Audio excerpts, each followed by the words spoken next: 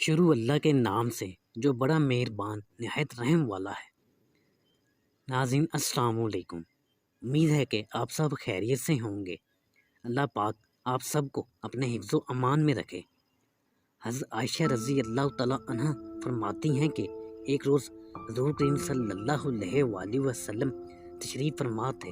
رات چٹکی ہوئی تھی، 14ویں رات کا چاند نکلا ہوا تھا، ہر طرف چاندنی پھیلی ہوئی تھی۔ میں کبھی چاند کو دیکھتی اور کبھی رسول کریم صلی اللہ علیہ وآلہ وسلم کے چہرہ انور کو دیکھتی۔ آپ نے فرمایا، اے عائشہ کیا کر رہی ہو؟ میں نے عرض کیا، میرے ماں باپ آپ پر قربان ہوں، میں کبھی چاند کو دیکھتی ہوں اور کبھی آپ کو۔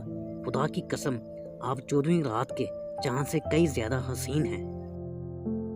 کسی شاعر نے کیا خوب کہا ہے، چاند سے تشبیہ دینا بھی کوئی انصاف ہے، چاند میں ہے جھائیاں حضور کا چہرہ صاف ہے۔ حضرت عائشہ رضی اللہ تعالیٰ عنہ فرماتی ہیں کہ زلیخا کی سہیلیاں اگر رسول کریم صلی اللہ علیہ وآلہ وسلم کا چہرہ انور دیکھ لیتی تو بجائے ہاتھوں کے دلوں کو چیر لیتی۔ کیا حقیقت بیان کی ہے ذکی صاحب نے۔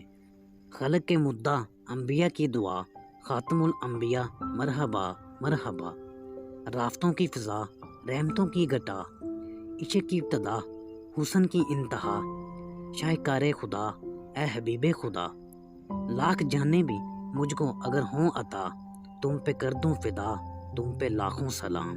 علامہ قرطبی رحمۃ اللہ علیہ نے فرمایا کہ اللہ تعالیٰ نے محبوب کبریا حضور کریم صلی اللہ علیہ وآلہ وسلم کا پورا حسن و جمال ظاہر نہیں فرمایا۔ اگر ظاہر فرما دیتے تو لوگوں میں حضور اکرم صلی اللہ علیہ وآلہ وسلم کو دیکھنے کی طاقت نہ ہوتی۔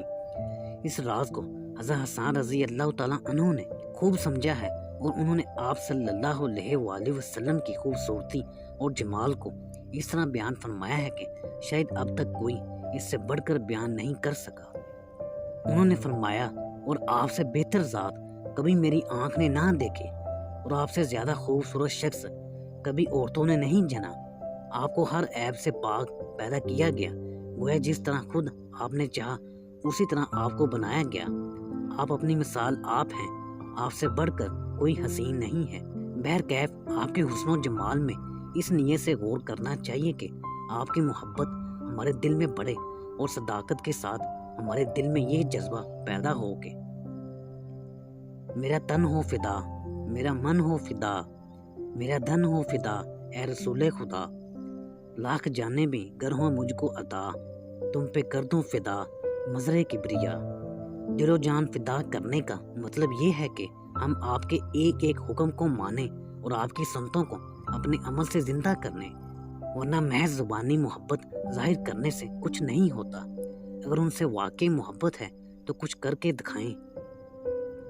سنت کے مطابق داڑھی رکھیں، شلوار ٹخنوں سے اوپر رکھیں، سر کے بال سنت کے مطابق رکھیں یا منڈوا لیں، کھانا پینا سونا جاگنا ملنا جلنا سب سنت کے مطابق تیار کریں، کیونکہ جس کو جس سے محبت ہوتی ہے وہ اسی کے مطابق بننے کی کوشش کرتا ہے، اور یہی اس کے سچے عاشق ہونے کی علامت ہے۔ لیجئے اب حضور صلی اللہ علیہ وآلہ وسلم کی محبت میں سرشار ہو کر پوری توجہ سے آپ صلی اللہ علیہ وآلہ وسلم کا حلیہ مبارک سنیے اور اپنی آنکھوں کو حضور صلی اللہ علیہ وآلہ وسلم کے جمال جہاں آرا سے منور کیجئے اور دل و دماغ میں اس کو بسا لیجئے تاکہ کسی اور کی محبت دل میں باقی نہ رہے۔ یہی آرزو ہے جانے من، تیرا نام لیتا ہوا مروں، تیرے کوچے میں نہ سہی مگر تیری راہ گزر پہ مزار ہو، نکل جائے دم تیرے قدموں کے نیچے، یہی دل کی حسرت یہی آرزو ہے۔ اس لیے آرزو ہے جینے کی، پھر زمین دیکھ لوں مدینے کی۔ صحابہ کرام رضی اللہ تعالیٰ عنہ واقعتاً حضور کریم صلی اللہ علیہ وآلہ وسلم کے سچے عاشق تھے۔ اللہ تعالیٰ ان کی محبت سے کچھ حصہ ہمیں بھی ضرور عطا فرمائے، آمین۔ انہوں نے حضور اکرم صلی اللہ علیہ وآلہ وسلم کے جسم مبارک کی اس طرح کیفیت بیان کی ہے کہ عقل دنگ رہ جاتی ہے۔ انہوں نے جسم اقدس کا کوئی گوشہ ایسا نہیں چھوڑا جس کا نقشہ نہ بیان کیا ہو۔ حضرت ہند بن ابی حالہ رضی اللہ تعالیٰ عنہ آپ کی صورت و سیرت کے حافظ ہیں۔ انہیں سے حضور کریم صلی اللہ علیہ وآلہ وسلم کا حلیہ مبارک سنیے۔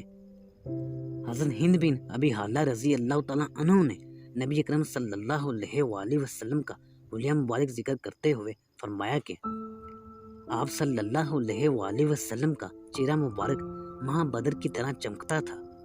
آپ کا قد مبارک بالکل متوسط قد والے آدمی سے کسی قدر طویل تھا، لیکن زیادہ لمبے قد والے آدمی سے پست تھا۔ سر مبارک اعتدال کے ساتھ بڑا تھا۔ بال مبارک کسی قدر بل کھاتے ہوئے تھے۔ اگر باسہولت مانگ نکل آتی تو نکال لیتے تھے، اور اگر کسی وجہ سے باسہولت نہ نکلتی اور کنگھی وغیرہ کی ضرورت ہوتی تو اس وقت نہ نکالتے، کسی دوسرے وقت کنگھی موجود ہوتی تو مانگ نکال لیتے ہیں۔ حضور کریم صلی اللہ علیہ وآلہ وسلم کے بال مبارک زیادہ ہوتے تو کان کی لو سے متجاوز ہو جاتے تھے۔ آپ صلی اللہ علیہ وآلہ وسلم کا رنگ مبارک نہایت چمکدار تھا اور پیشانی مبارک کشادہ، اور آپ صلی اللہ علیہ وآلہ وسلم کے ابرو خمدار باریک اور گنجان تھے۔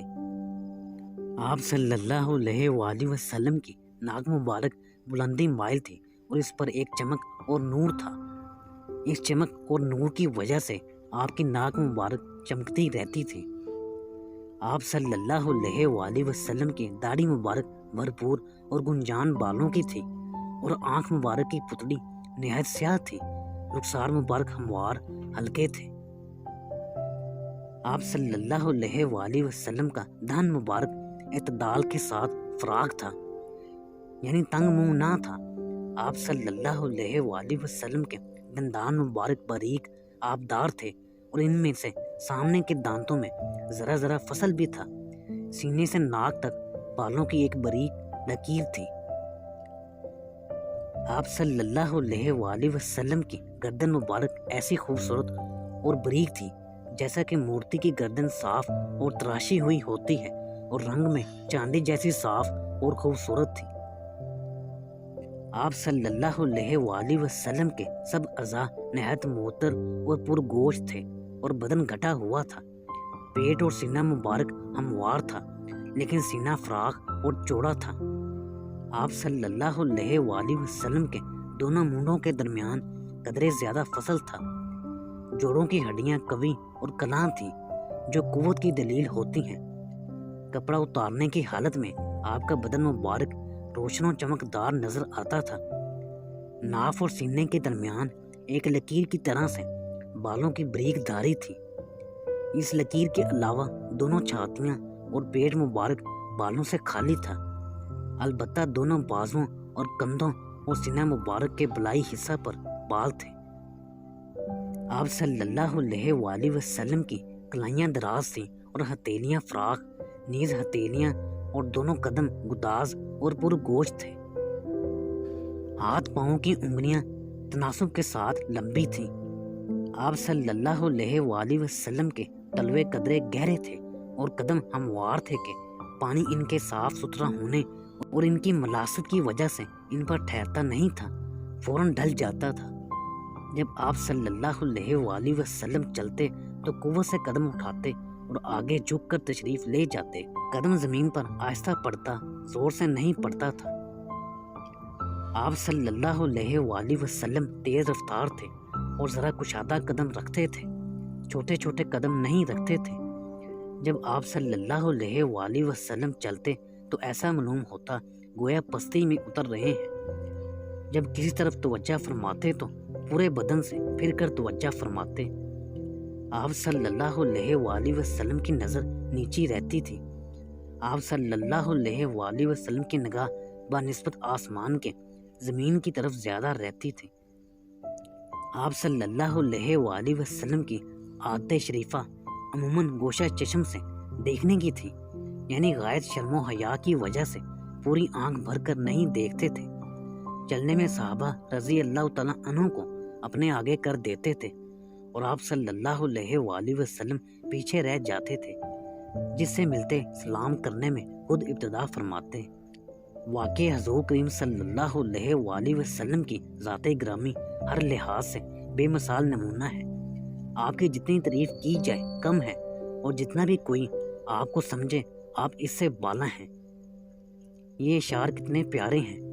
جتنا سمجھا ہے اہل نظر نے تمہیں، تم ہو اس کے سوا، تم پہ لاکھوں سلام۔ جو تمہارا ہوا وہ خدا کا ہوا، نازش کبریا تم پہ لاکھوں سلام۔ حضور اکرم صلی اللہ علیہ وآلہ وسلم کا ہونے کے لیے آپ کی سنتوں، آپ کی اداؤں اور آپ کی عادات سے دلی محبت ضروری ہے۔ اس بارے میں حضور اکرم صلی اللہ علیہ وآلہ وسلم کا خود ارشاد ہے، اے میرے بیٹے انس، اگر تجھ سے ہو سکے کہ صبح و شام اس حالت میں بسر کرو کہ تمہارے دل میں کسی شخص سے کینہ نہ ہو تو ایسا ہی کرو۔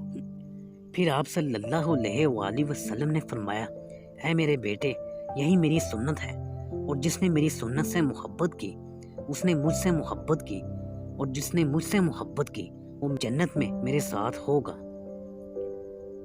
اے غلام کو حضور کریم صلی اللہ علیہ وآلہ وسلم کی ہمراہی اور وہ بھی جنت میں نصیب ہو جائے تو اس سے بڑھ کر کیا سعادت اور کامیابی ہوگی۔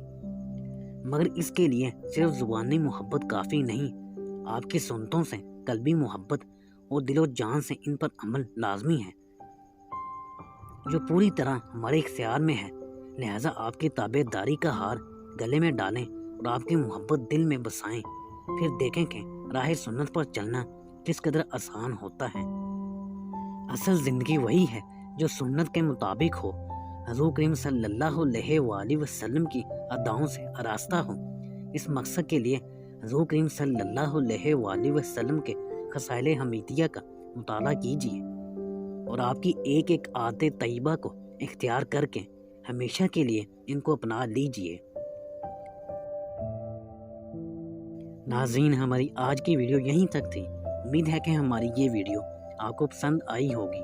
ویڈیو پسند آنے پر اسے لائک بھی کر دیں اور ہمارے چینل کو سبسکرائب بھی کر لیں اور گھنٹی کے بٹن کو پریس کر دیں تاکہ اس طرح کی مزید اچھی ویڈیو آپ تک بر وقت پہنچ سکیں۔ شکریہ، اللہ حافظ۔